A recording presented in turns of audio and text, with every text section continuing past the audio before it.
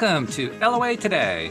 I'm Walt Thiessen here with life coach Cindie Chavez. Today is Wednesday, August the 12th, 2020. It's 4 p.m. New York time, and wherever you are in the world, thank you for joining us for another episode of LOA Today, your daily dose of happy. And I'm happy to announce that Cindie Chavez's ebook, The Lovely Magician's Guide to Soulmate Success, is now officially a part of the app. Thank you so much for that gift, Cindie.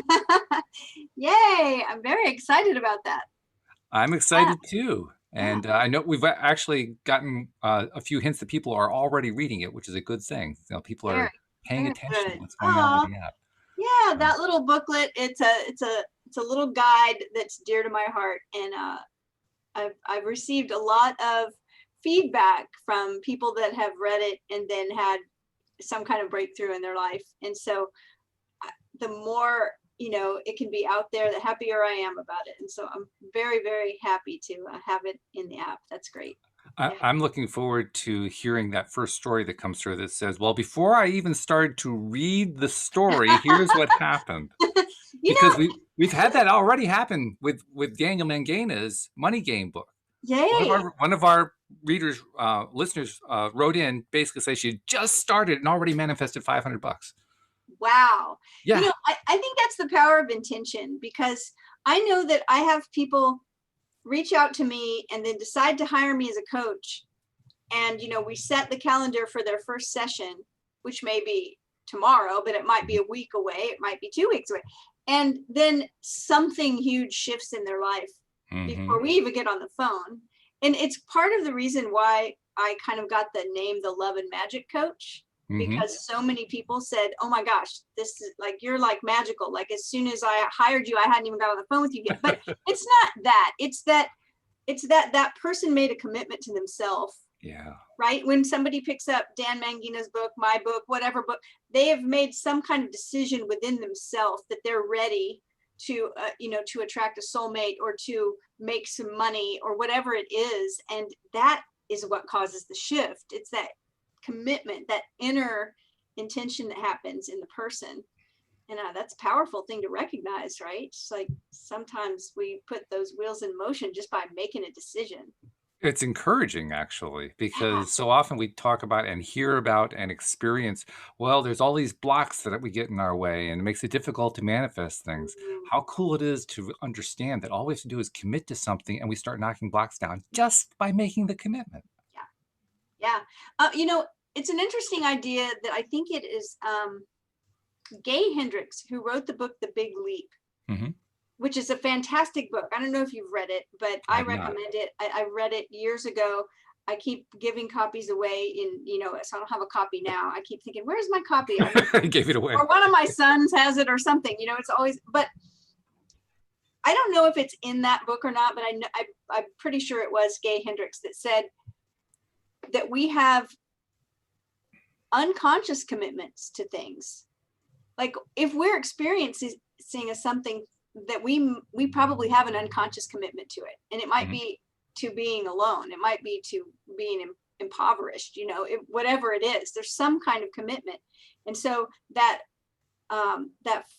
poem or line quote from Goethe that says, at the moment that we commit, that the universe conspires to assist us. Yeah. I think that's what this is. When somebody finally says, okay, I'm done with this problem, I'm going to hire a coach, or I'm going to read this book or whatever. That's that commitment. So cool. Well, I can tell you somebody who's made the commitment, because Jeffrey in our live stream posted first day, he says, congratulations and thank you. Perfect timing. I just finished a book and need a new one. Yes. Excellent. Great. And we also have a question. And today is Neville Day, so we're going to be doing more Neville today. But Josie has a question. She says, hey, Cindie, always a pleasure to see your smiley face. Question for you. From your spiritual knowledge, do you believe that art, i.e. music, writing, painting, connects us to higher dimensions? Yes, I do. I don't even have to think about that. And I'll tell you why.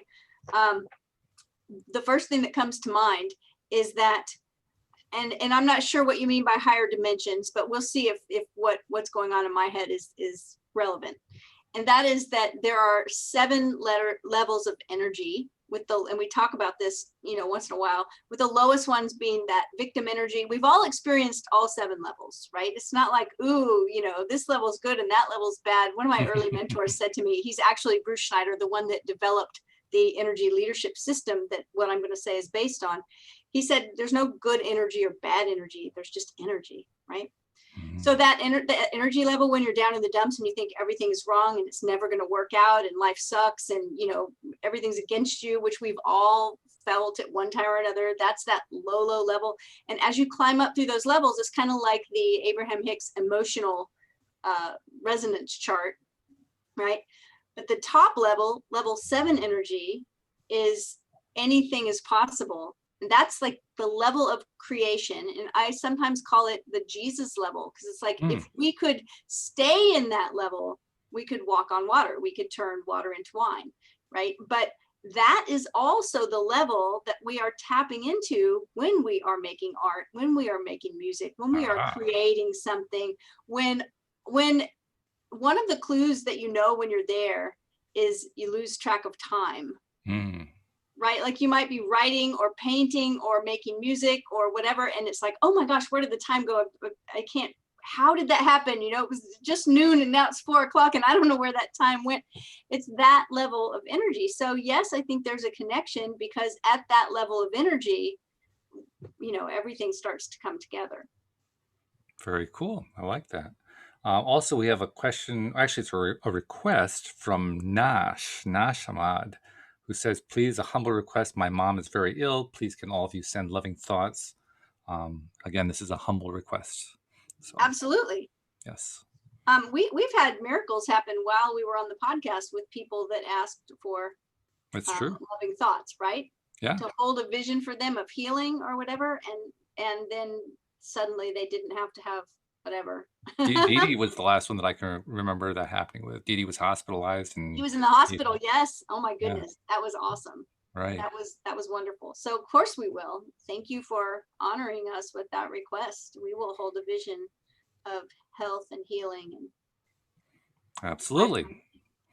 So with that as our background, let's get started going back to Neville Goddard, who we're revisiting after having done what did we say? We did like 9 of the books. Is that what it was? We did a lot of Neville Goddard books. We did a lot of we exhausted all of the Neville Goddard books that we knew about. Right.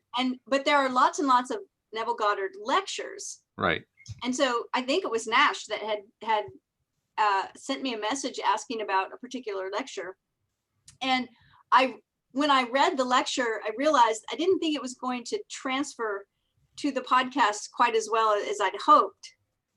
And then in the process of reading the lecture, I found another Neville book that I didn't know existed and got really excited. Thought, okay, well, let's dive into this. I mean, we'll give you some Neville. Oh, and by the way, a lot of compliments on Neville Day, so yeah. I don't know if you saw, but Jeffrey said, I am envisioning a healthy mother walking around and back to her healthy self. So Jeffrey's on board as well. Thank you. It's wonderful. So we've done 2 parts to this book. And in the last part, not surprisingly, we were talking about the I am in conjunction with being healthy, which is, of course, the theme we were just touching upon. Right. And that's pretty much the way part 2 ended. I'm wondering where we're going to go with part 3.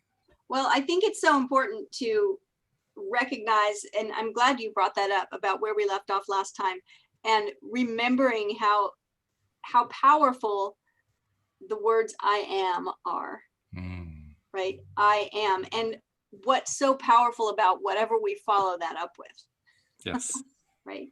So this is where we left off. We'll start right here with Neville saying again, Moses stated, I am that I am. Now here's something to always bear in mind. You cannot put new wine in old bottles or new patches upon old garments. That is, you cannot take with you into the new consciousness any part of the old man. All of your present beliefs, fears, and limitations are weights that bind you to your present level of consciousness. Ooh, that's really powerful, Yeah, it's almost a burden right? actually when you read it. Like, whoa, I got a lot of work to do here. One of my earliest mentors, actually the person who turned me on to Neville Goddard decades ago, said to me, worry binds you to the problem in consciousness. And I'm reading this sentence now and I'm thinking, Right. oh, this is where you got this. Yeah. No kidding. Because he was a big Neville person, right? So your present beliefs, your fears and limitations are weights that bind you to your present level of consciousness. If you would transcend this level, you must leave behind all that is now your present self or conception of yourself. To do this, you take your attention away from all that is now your problem or limitation and dwell upon just being. That is, you say silently but feeling to yourself, I am. Okay, so I want to stop there for a second because I think Yes. this is really important to recognize. And I've been trying to formulate in my mind a way to communicate it, but just the idea, and Neville's doing a great job. He says it over and over, but just those two words, I am, without following it up with anything, because we always do. I am this, I am that, I am Mm-hmm. tired, I am hungry, I am happy, I'm sad, whatever. But just I am. There's an idea that says, oh, doing is work, being is effortless. Mm-hmm. And when we just use those two words, I am, that's talking about being. We don't have to follow it up with anything. And so I like that Neville is bringing this to our attention. He says, you say silently but feeling to yourself, I am. Do And not there's something similar to that in what are for most people common practices, because what he's describing there sounds very much like meditation. Oh, I mean, I think it is meditation, right? Yeah. I mean, when we look at exactly what he's saying, he's talking about transcending our present situation, basically, but he uses the word level. Yeah. So level of consciousness, and saying silently but feeling to ourselves, I am, taking our attention away from all that is right now. I mean, that definitely sounds like where I go when I meditate anyway. I was just experimenting in the last few days. I got, you know what heart math is? Yes, The institute, and they have their little device, their inner balance device. I actually yes, purchased that device. I've been experimenting with it for the last few days, excellent. and I'm still trying to learn physically what it does. I know it keeps your pulse, it takes your pulse, but it does something else. And I'm trying to find out from them what it does. And they keep giving me, the mumbo jumbo. I'm saying, no, I mean, what physically does it actually do? I haven't found that part Yeah, out yet. because it's trying to measure the coherence between your brain and your heart, right? Yeah, from a clip on your ear. It's like, okay, come on, what's it Oh, actually it's a doing? clip on your ear. See, they used to have one, it was not, it was smaller than my iPhone, but it Mhm. was, you put your thumb on it. Oh, okay. I don't know if they still, maybe they've gone to something else, but yeah, it's really cool. And as a matter of fact, I want to say years ago, but maybe a year ago, remember when we did a meditation on the podcast? We've done a few of them, so you'll have to give me a little more Okay, than that. so one of them was actually a heart math type of meditation. Oh, yes, yes, I do remember that we did that. Yeah. Because what we do in that situation is we bring our attention, we think of something lovely that brings happiness to us. Mhm. And at the time we do it, we are focusing our attention on our heart area. Right, yeah. Yeah. Which And is the that's exact same thing they teach. Yeah.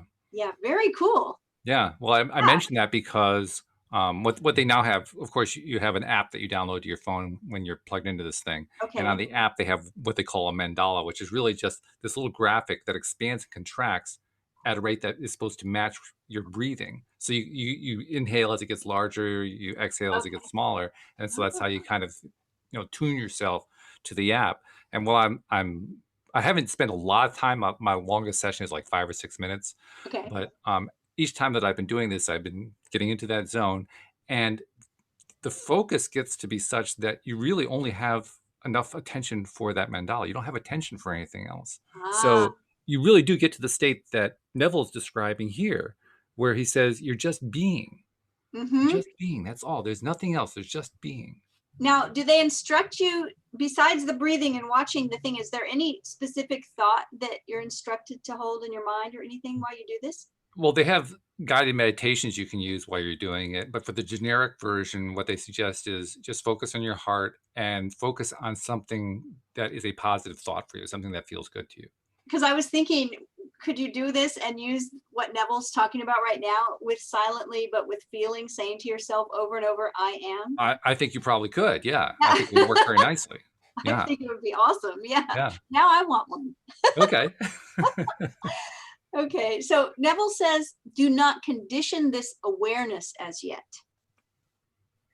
Just declare yourself to be and continue to do so until you are lost in the feeling of just being, faceless and formless.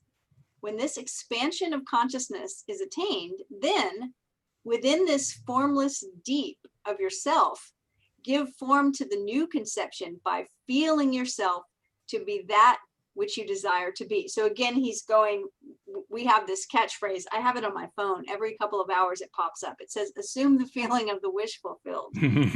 That's Neville in a nutshell, right? Right. So he's saying here that once we attain this expansion of consciousness where we are only aware of just being, this is when we give form to that new conception by assuming the feeling of the wish fulfilled, basically by feeling ourself to be that which we desire to be.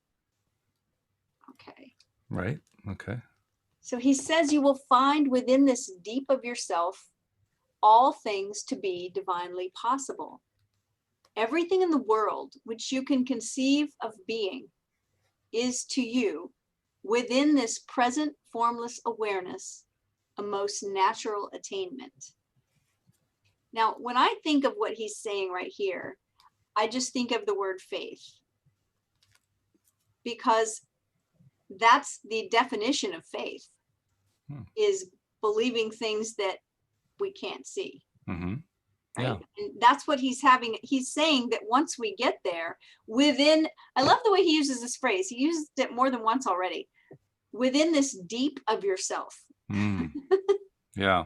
So, you know, when we talk about, Josie asked the question about other higher dimensions. Mm-hmm. When we talk about that, sometimes we have this idea that we're going up or that we're going out into some other dimension that's apart from us. It's right, out right. there. It's out there. Or when people pray, you know, Neville's talking a lot about God, and when people pray, they're like reaching out. Like in the 12-step programs, they talk about a higher power, right? It's outside of you. Neville's saying, no, it's deep within yourself. Right, very different. Find it. Yeah, deep within yourself. So yeah, when you think about it that way, and you think about the word that often gets used in association with prayer, beseech, it almost becomes laughable. Beseech your conscious mind. Wait, hold on. Right. So he says everything in the world which you can conceive of being. And I think that's important. It doesn't say which you can conceive of doing or which you can conceive of having. Yes. No, right. I think those things are attached to who we're being. Yeah. So he says that within this present formless awareness, those things that we can conceive of being become natural. The invitation given us in the scriptures is, and he quotes, to be absent from the body and be present with the Lord. Now, here's the Nevilleese. The decoder ring. The decoder ring is out. The decoder ring is out. The body being your former conception of yourself, and the Lord, your awareness of being. This is what is meant when Jesus said to Nicodemus, you must be born again, for except you be born again, you cannot enter the kingdom of heaven. That is, except you leave behind your present conception of yourself and assume the nature of the new birth, you will continue to outpicture your present limitations. And, you know, it's really interesting. I was thinking about someone that I knew years ago. I don't know what brought them to my memory or this particular thing, but I watched them over a period of time go from really having nothing and really struggling to having a little more and a little much better, and then, much better, and then a better job, and then more things. But that person continued to say, like, you can never get ahead. Wow. You never get ahead. And I remember one day saying, I can't believe that I still hear you saying a person can never get ahead, because I knew you when you were struggling to find a place, and then you were in an apartment, and now you own a house. And I knew you when you didn't have a job, and then you had a terrible job, and now you have a great job. Like, how come you can't see these things? And, things kept, even though there was this upward climb in how this person was experiencing life, or what I was watching them do, they were still complaining that it was impossible to get ahead. And so their road to better and better was still full of struggle and just right. And I thought, how much easier and probably how much further they would have gotten along if they would have had their focus on how much better things were getting. Yeah. So when I read this about, your awareness, you have to leave that part behind. And I can't remember who said it, but somebody said that most people, all they talk about is yesterday's news. It's true. Right. And so when he said here, except you leave behind your present conception of yourself and assume the nature of the new birth, you will continue to outpicture your present limitations. And that's what I see when we're telling that same old story. We have to change the story and leave behind that conception that we have of ourselves. It's funny, we hear things like what was used here. It's sort of a metaphor that he's using, the body being the former conception of yourself, the Lord being your awareness of being, and how you have to leave the body behind in order to join with the Lord, which is conscious mind. So it sounds like a nice, lovely metaphor. We rarely take the time to remember, this metaphor actually points to something that's really been going on in my life that I've been hanging on to for ages and that I won't let go of. Right, exactly. And, we do that with self-descriptions that sometimes seem really mundane, like they don't seem super important, right? Like something people might say about themselves all the time. We've talked about this before, like, I'm not good at remembering names. Yes. Or I'm terrible at math. Or, just there's a lot of cliche things that might come up. Just like, or, I don't like red wine. I like white wine. Maybe you just haven't tried a red one that you did like, right? Maybe how much in the last 5 years of your life have you decided you were going to get better at math? What conscious effort have you made and action have you taken to say, I'm going to start remembering names and putting them with faces, right? Because you hear people say, it's like, I never forget a face, but I have no idea what your name is, right? And I've done that same thing. And so we all do this, like we tell these stories over and over and over. And I feel like our subconscious goes, okay. Sure. I mean, our subconscious doesn't ever make judgments. Nope. Right? The subconscious doesn't say, don't tell that story. The subconscious just says, all right.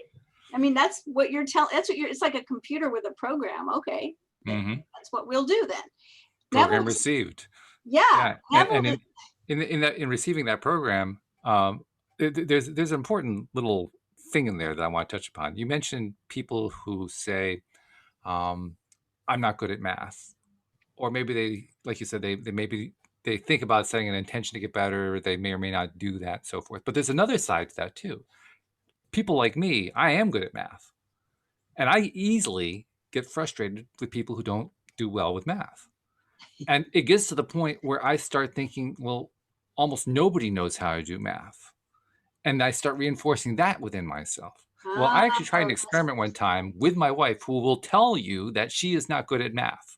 So again, here's the little thing playing out. I did an experiment one time when I said in my own head, I'm going to turn that around for today. For today, I'm going to say my wife is good at math. I'm just going to keep thinking she's good at math. And do you know that day, I don't remember exactly what it was, but it had something to do with the bookkeeping for the business. And bookkeeping and Louise are two words that normally do not appear in the same sentence. Louise actually went out of her way to resolve an issue with bookkeeping it was a fairly easy one for someone who knew math to do. It was not easy for somebody who didn't know math, and she snapped it right out. I thought, dang, it's not just what we do to ourselves, it's what we do to others when we put Really? false Seriously? assumptions out there. Well, I think about, I homeschooled my boys when they were younger.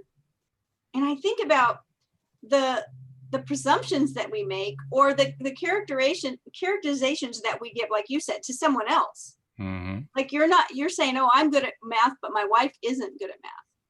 Or when we say, oh, well, I remember another mother that was homeschooling her child. This was, 25 years ago, said he's just not good at reading. And he just struggles so much. And her child was like 6 or 7. And I said, he'll get it. He'll get it. just know in yourself that he's going to get it. Yeah. And, I saw her a week later and she said, oh my goodness, like he's reading everything in sight. Like he's like, she said, he got it. That's all I was telling her, is that it will click. Right. It will, at some point, it's just going to click. Exactly. And I think that part of helping that process is our own confidence in other people. Yes, in a big way. Instead of thinking, oh, they can't do, and I think I've talked about this before with the way I hold space for a client. Is it, if I'm thinking to myself, oh, this client, they're terrible at this and that, and they're just never going to make it. Well, they certainly won't, not with me as their coach. If I can't hold the vision for them to be successful in whatever it is. And so you're right. We're all connected, right? And so our energy and our thoughts, confidence is contagious. It really is. And that feels like a big responsibility, right? It's one thing for me to, part of it is just being able to see the best in everyone, I think. Yeah, that's true. That's true. Okay, so Neville says the only way to change your expressions of life is to change your consciousness. And those levels of energy we were talking about, that's consciousness we're talking about. Right. Right? Because I will tell you, I said this to somebody the other day. I have spoken to people that had very little and they were very happy with their life. They did not feel like they were in any kind of scarcity. They felt like, no, I have everything I need and more. And everything I need always shows up. Like, I'm good. I've also coached people that were multimillionaires that were always saying, money is so tight. I just don't know what to do. I don't know where it's coming from. Right. Yeah. And I'm using this example to say, if you swapped places, the multimillionaire would be saying, oh my goodness, they live on how much money? No, that's impossible. And the other person will be saying, oh my goodness, like, right? Like, I'll never want for anything again. That's so much, but it's all perception. It's a particularly interesting perception too, because we're taught that what we focus on becomes our predominant vibration, and we attract similar stuff of similar vibration. So it raises the question, well, if you have this multimillionaire who has this mentality of scarcity and lack, how the hell did they become a multimillionaire? Well, life on earth is complicated sometimes. And here's the thing, is that how much more might they have, or how much more abundance might they have? Because abundance includes peace and health, right? Because what good is it to be a multimillionaire if you're still stressed out about money all the time? So the point I'm making is that what Neville says here is the only way to change your expressions of life is to change your consciousness. That's about consciousness. I want to answer my own question too, because I didn't raise it just to be difficult. I actually had a reason to raise it. And that is, we are, like you said, complex beings. We aren't always X. We aren't always of a poor mindset. We aren't always of an unhealthy mindset. We aren't always of a wealthy mindset. We change, we shift, we adopt mindsets from moment to moment. Some of them we carry through for weeks and months and years at a time. Others we drop at the drop of a hat. Right. That's why when I describe the energy levels, I'm always careful to say, look, we've all experienced all of these. Exactly. Really easy when we're in the higher energy level and feeling good to suddenly get all judgy at other people. Oh, Debbie Downer over there, right? And oh, they're in victim mode and all of this. Yeah, well, you've been there too. It's like we've all been there. We don't want to get stuck down there. That's for certain. And how did the multimillionaire become the millionaire in the first place? Because he didn't stay in that vibration at all times. He was at times, or she was at times, in the vibration of wealth, and they stayed there long enough to become a multimillionaire. Right. Some people are born into money. Yep. Right. And when you think about it, if you were a baby born into a wealthy family, you would be born into that vibration. Sure. That vibration would feel pretty natural to you. Absolutely, it would. Yeah. Remember, I told a story about a friend of mine, also a coach, a fantastic coach, who told a story about when, before she was a coach, when she worked in the financial industry, and that, you know, somebody told her, somebody way above her said, I'm putting you in for this position. You know, you could possibly get this huge promotion. And she started saying, wow. And then all of a sudden she said she had these thoughts like, ooh, those people that work in that department, you know, that made a lot more money than she did. She made good money. They made great money, right? And she said, oh, I bet they don't wear jeans. They probably wear khakis on the weekend. I bet they don't drink beer. They probably drink some fancy cocktail, right? She had all these ideas. And I think that's what we all do. We have these presumptions about the way things are. And those things can limit us because we're like, oh, no, that's different than what I am. Right here we go with the I am statement. It's like, that's not what I am. Right? Yep. Yeah. So Neville says that the only way to change our expressions of life is to change our consciousness.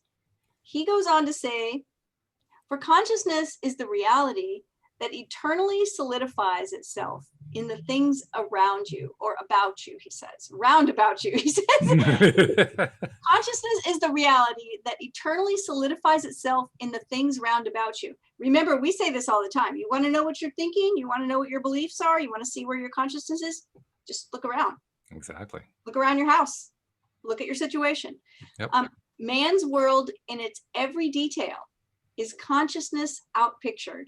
You can no more change your environment or world by destroying things than you can your reflection by destroying the mirror. Your environment and all within it reflects that which you are in consciousness. So that's a hermetic principle, as within, so without. As long as you continue to be in that consciousness, so long will you continue to outpicture it in your world. Knowing this, begin to revalue yourself. I love that he uses this word because we don't hear it too often. Revalue. Man has placed too little value upon himself. Very true.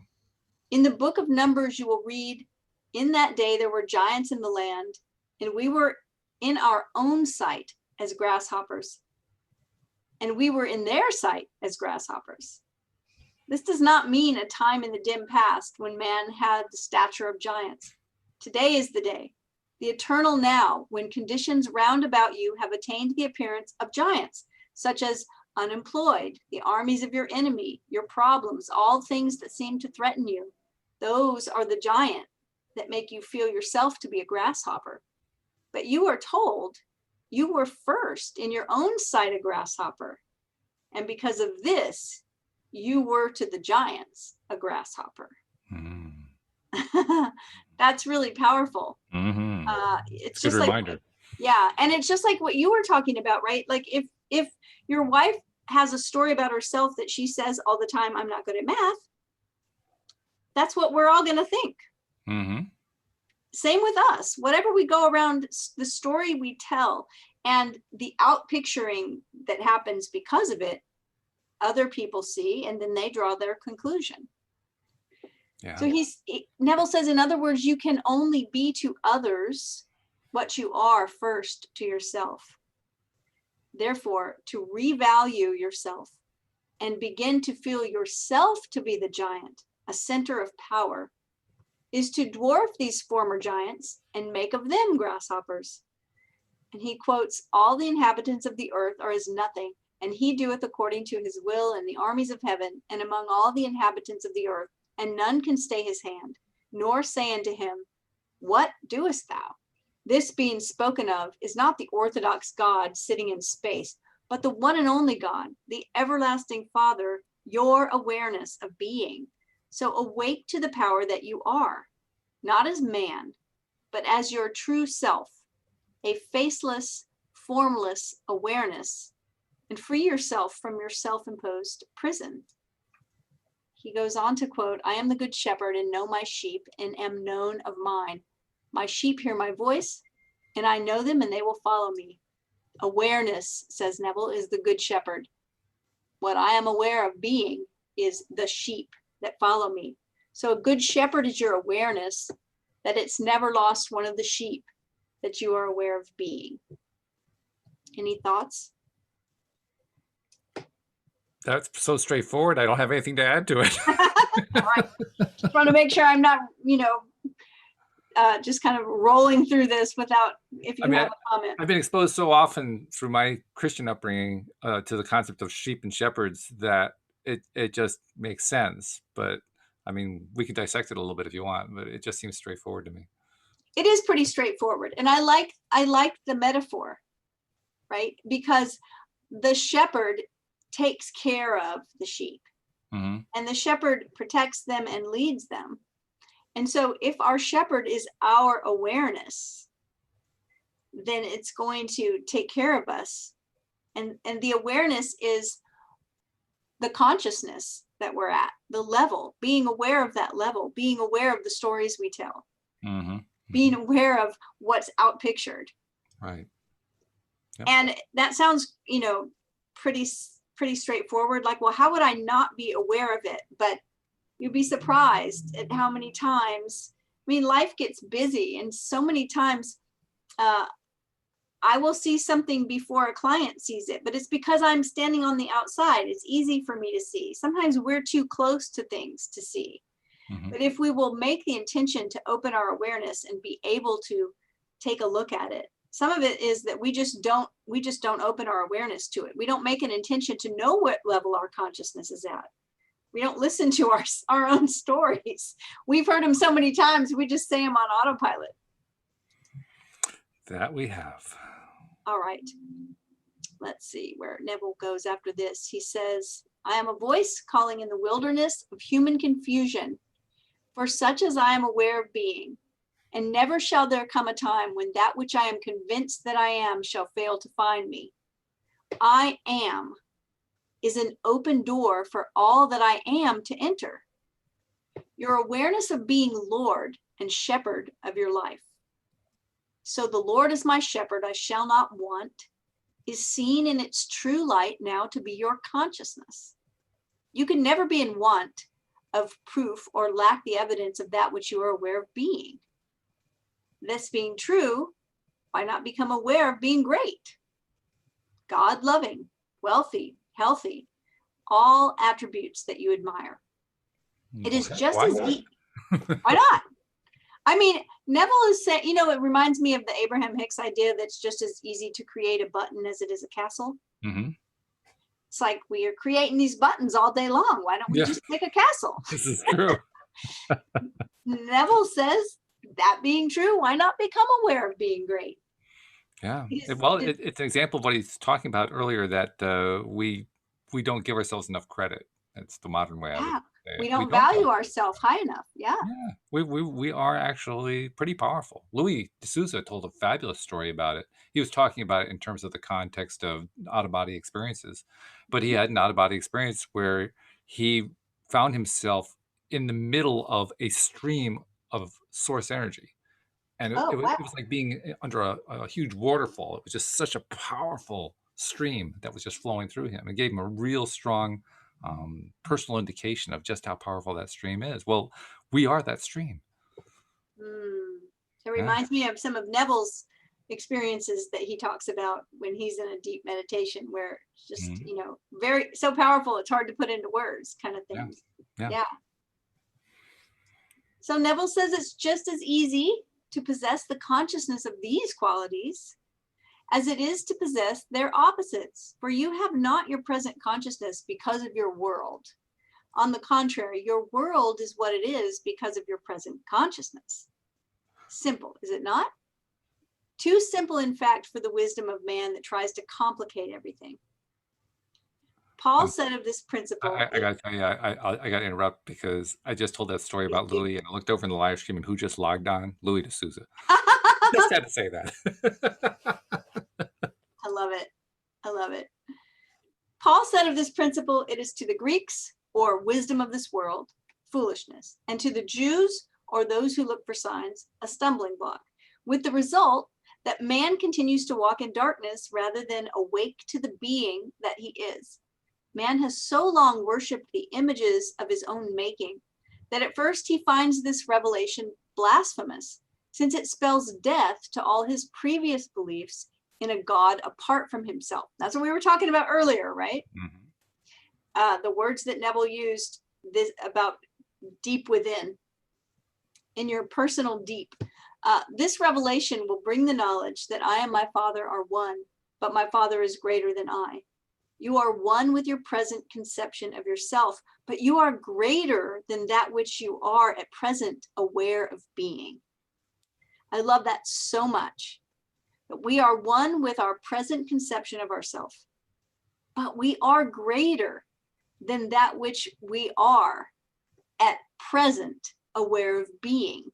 So we really, if we can tap into that idea, it goes along with what you were talking about a second ago with revaluing ourselves. If we recognize that whatever our conception of presently is of ourself, we're greater than that. It's almost licensed to say, no matter what value you come up with, increase it. Just keep going. Keep going. Keep going. You still haven't gone high enough. Go higher. Well, isn't that sort of the nature of nature? Mm-hmm. The nature of nature is to expand. And what's interesting is, you know what they say with animals, they will grow to their environment, right? Like if you put some mice in a terrarium, you know, they're not going to breed until there's 700 mice in that little terrarium.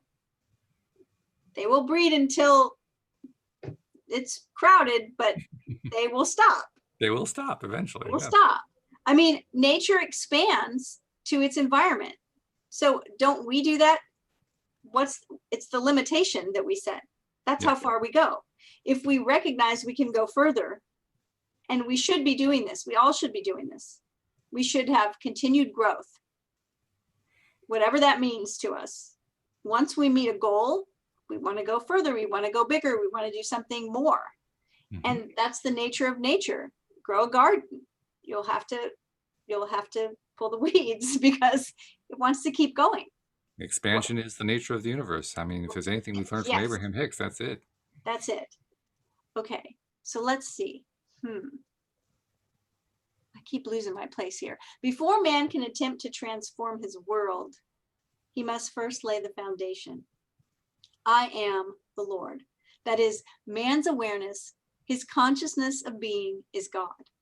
Until this is firmly established, so that no suggestion or argument put forward by others can shake it, he will find himself returning to the slavery of his former beliefs.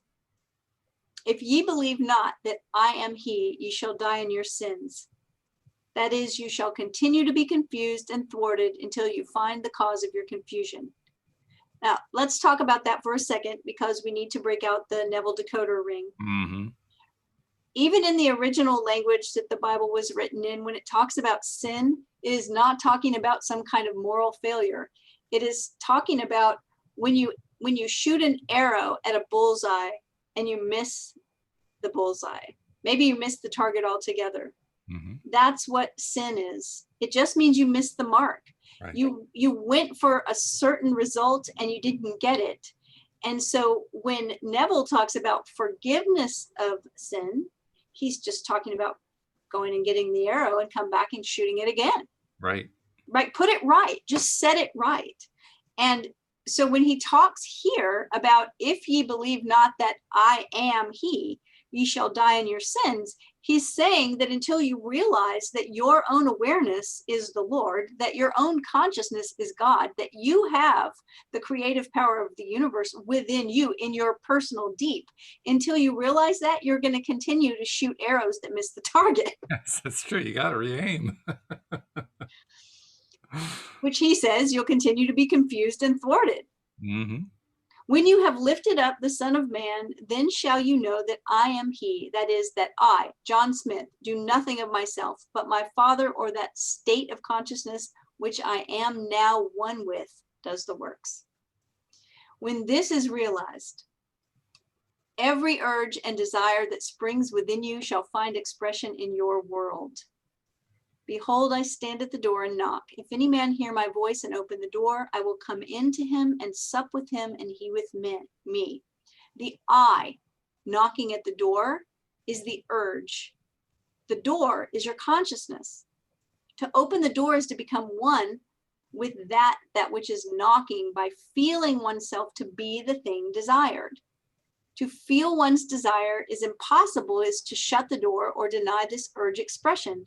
To rise in consciousness to the naturalness of the thing felt is to swing wide the door and invite this one into embodiment.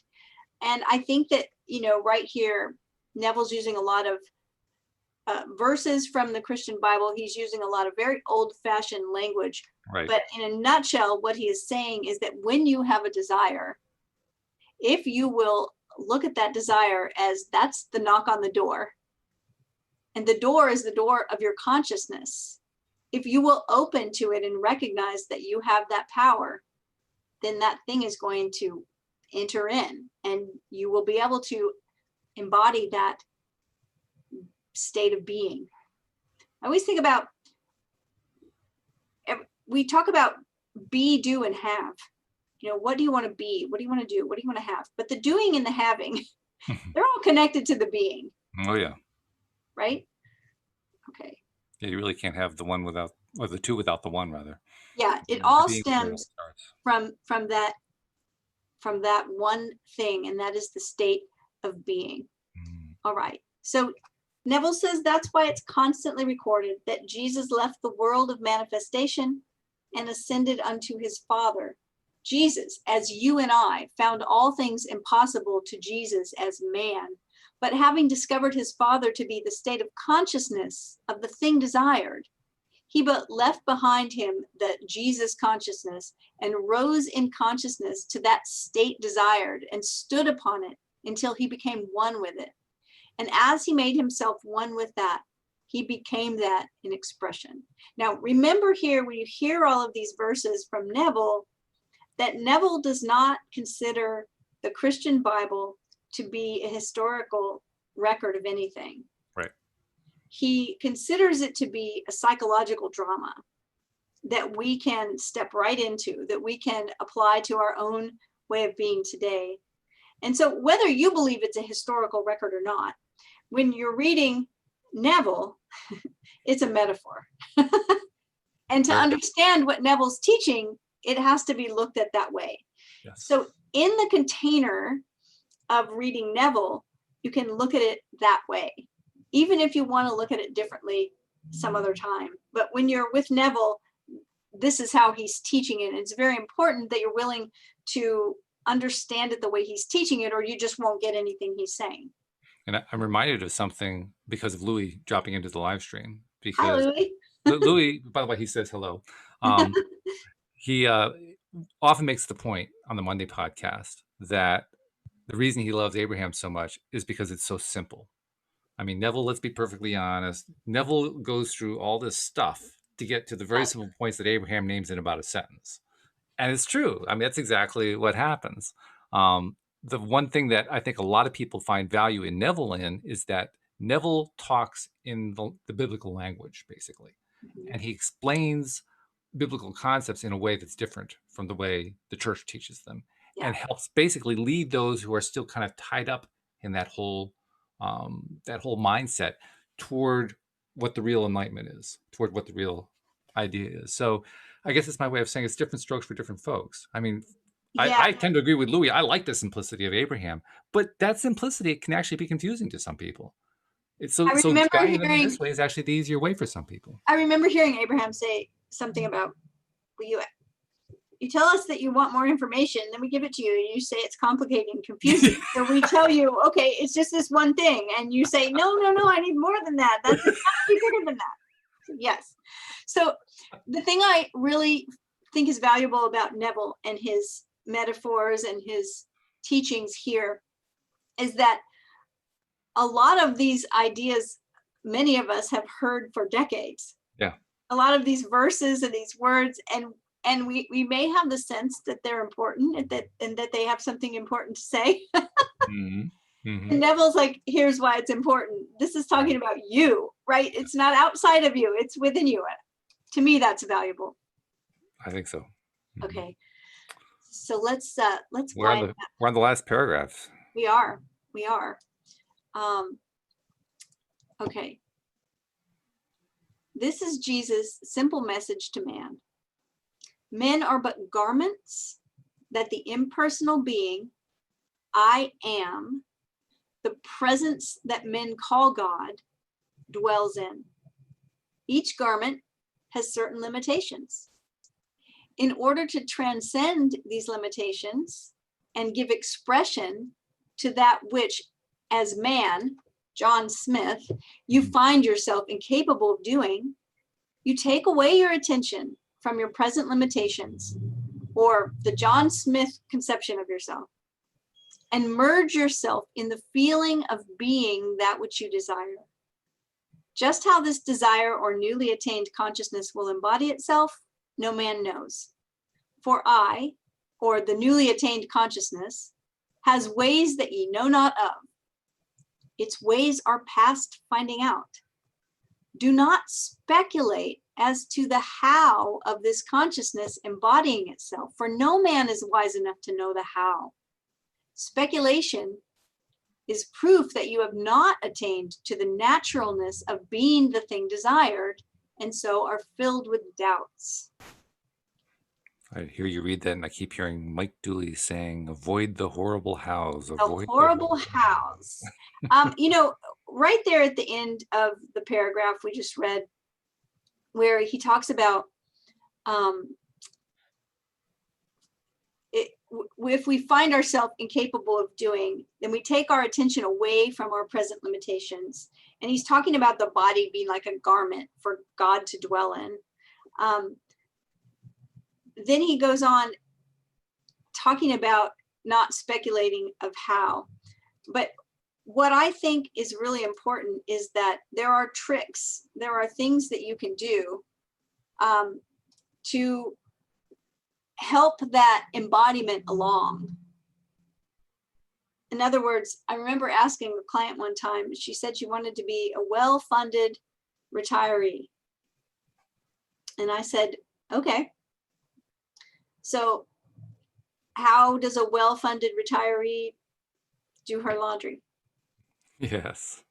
Meaning physically, like in other words, you will embody your physical self differently if you think of yourself as that being that you want to be. Mm-hmm. It may not show up to anyone else, but if you notice someone that's very confident, they don't walk into a room all slumped over with their head down. True. Right? If someone walks into the room all slumped over with their head down, what do we immediately think? Oh no, what's wrong? Right, exactly. Yeah. And so this is why, going into like a job interview or something, we want to embody what we think that new boss might be looking for. Oh, he wants someone that's dressed a certain way. He wants us to be confident. We should speak like we have knowledge of the topic, And so when we start adopting those things, that will help us move into that space of being able to embody whatever it is. I think it's important to recognize that what Neville is saying about consciousness is number one, but we can do things in our physical life to move that consciousness along, to support our actions in embodying that in a conscious way. It can Absolutely. It can be clothes, it can be our environment, it can be just the way we do something. Like I said to her, how does a well-funded retiree throw those towels into the dryer? Ask yourself that as you're doing it. Mm-hmm. No one else is, you're going to still go through your day doing the same things that you're doing now, but ask yourself, well, how would I be doing this? And asking that, you're shifting your perspective. You're changing your perspective to that of a person who is. And I'm not I'm not talking about the hows in the way of, oh, well, how am I going to become wealthy, or how is my book going to become a bestseller? I don't mean that kind of how, because we don't know how those things happen. But it's the things I'm doing physically. How would I do them? If I pretended that I was this person, this being? And that's all it really is in consciousness, right? Is you can ask any actor. Any actor who is becoming a certain character on the stage. And this is really what Neville was talking about in the middle of this part of the book, where he was talking about man being in a land of giants. We treat ourselves as if we're the grasshoppers within the land of giants. Well, we can change that perception. We can change that perspective until we get to the point that they're the grasshoppers and we're the giants. And it's all a matter of perspective. And that they're not going to see us as grasshoppers unless we see ourselves that way first. That's right. That's right. Yeah. Yeah. That way, everything stems from our own consciousness. It's all just a big reflection of who we are, of who we perceive ourselves to be, because it's not really who we are. We are greater than what we're perceiving. That's probably the biggest message to take away from this part of the book, for me anyway. I think so too. We really can't overstate how powerful we really are. Yeah. There's not a way to do that.